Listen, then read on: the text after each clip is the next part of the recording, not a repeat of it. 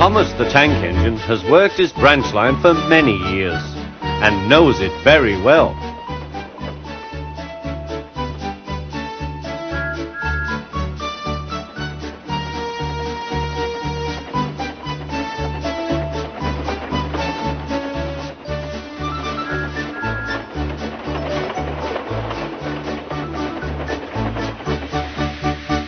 You know just where to stop, Thomas, laughed his driver. You could almost manage it without me. Thomas had become conceited. He didn't realize his driver was joking. Later, he boasted to the others. Driver says I don't need him now. Don't be so daft, snorted Percy.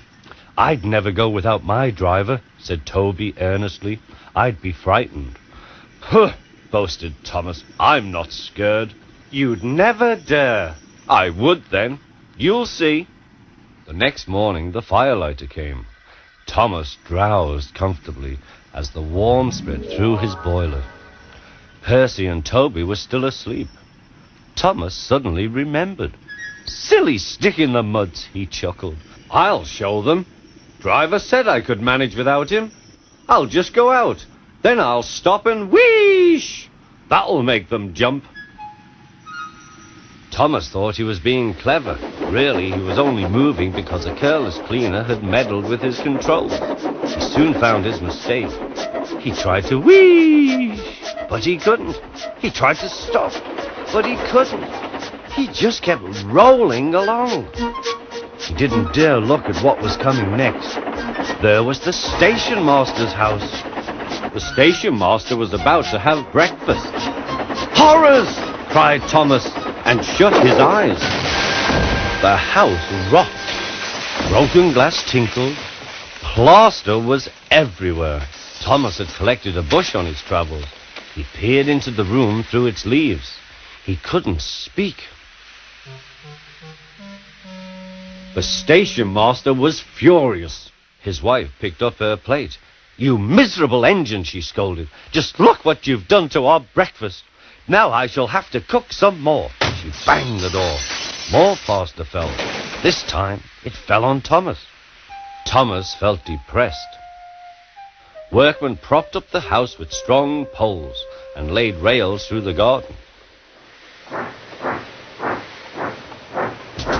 Meanwhile, Donald and Douglas arrived.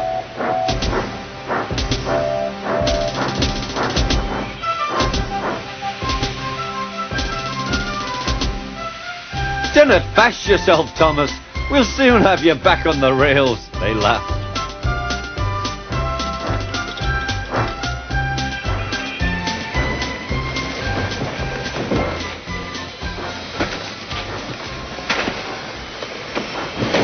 Donald and Douglas, puffing hard, managed to haul Thomas back to safety. Bits of fencing, the bush, and a broken window frame festooned his front, which was badly twisted.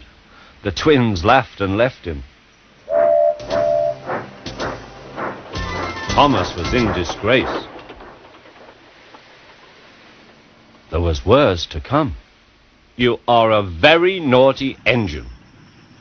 I know, sir. I'm sorry, sir. Thomas's voice was muffled behind his bush. You must go to the works and have your front mended. It will be a long job. Yes, sir. Meanwhile, a diesel rail car will do your work. The diesel, sir? Thomas spluttered. Yes, Thomas. Diesels always stay in their sheds till they are wanted. Diesels never gallivant off to breakfast in Stationmasters' houses.